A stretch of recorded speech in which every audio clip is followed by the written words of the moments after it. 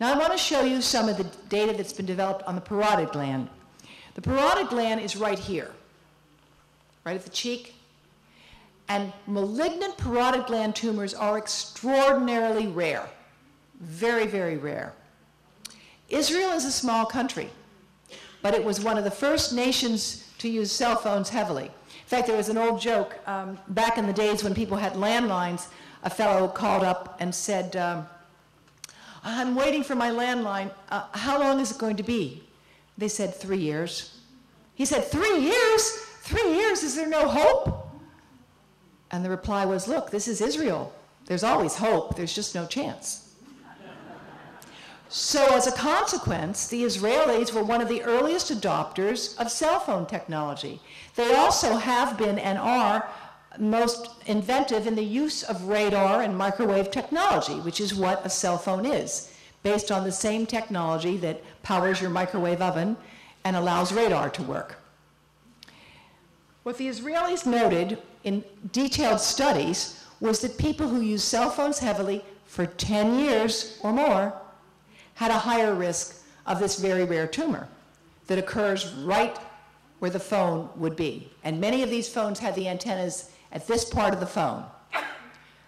They found a significant association with parotid gland, malignant salivary gland tumors. And the Israeli Dental Association, because of that, issued a warning. They found 1 in 5 cases in the past 5 years occurred in a child under the age of 20. Now, another cause of this is chewing tobacco. The Israelis do not chew tobacco. They're not a bunch of baseball players. Based on this, the Israeli Dental Association issued a warning that young people should limit direct exposure of the head to microwave radiation from cell phones. These are the data that have just been published this year showing the increase in parotid gland tumors in Israel, and the increase is showing up here. This is a phenomenal increase in a very rare tumor in a small population that has very well-diagnosed cancers. And that is why Environmental Health Trust, the organization that I founded, is working with a number of other groups here in this room to promote awareness of the need for precaution, because we cannot afford to see what's happened in Israel with this relatively rare tumor to happen with other much more common diseases. Now, I mentioned before, fewer than 1 in 10 cases of breast cancer arises in women born with genetic defects. I really want you to think about that because we focus on the genes so much. It's the gene-environment interaction that is so important. I'm going to show you an example. I think it's extraordinary. In San Francisco, this poster has the mastectomy scars of my friend Andrea Martin on it, and this poster was banned in San Francisco. That's pretty hard to get something banned in San Francisco, because people like to look at the bare breasts of young women, but they don't like to look at what a mastectomy scar looks like. And there are growing numbers of cases of young women with these scars who, because they have developed breast cancer because of a very unusual exposure I want to share with you today. We as a society are obsessed with breasts, but we don't like to look at what they look like when they've had this surgery.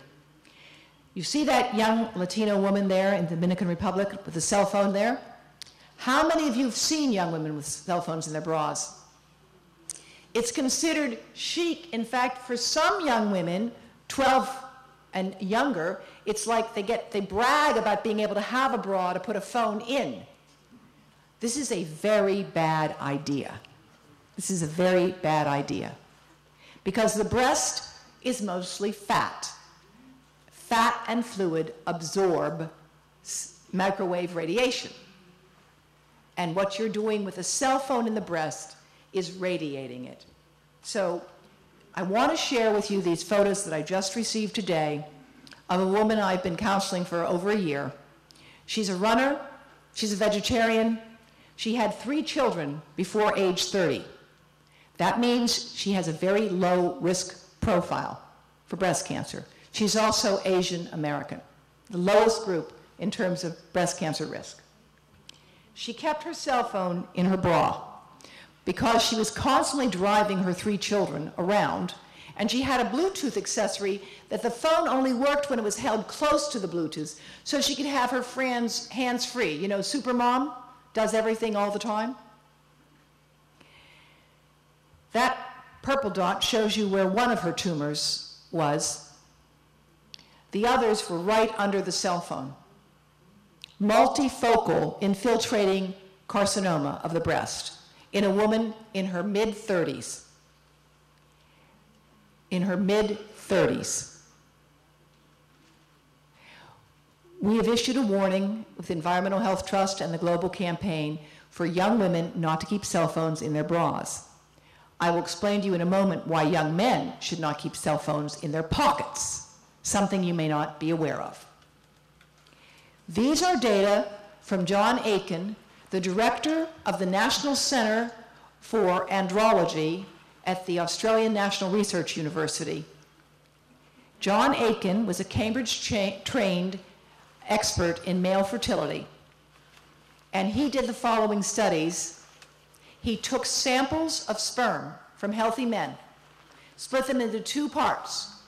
One part was the control sample that did not get exposed to cell phone radiation, seen here and here.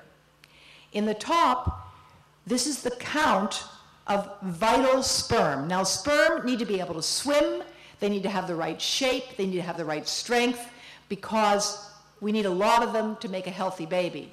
In fact, you need 500 million sperm in healthy ejaculate to make one healthy baby. And the joke goes, the reason you need so many sperm is they don't know how to ask for directions.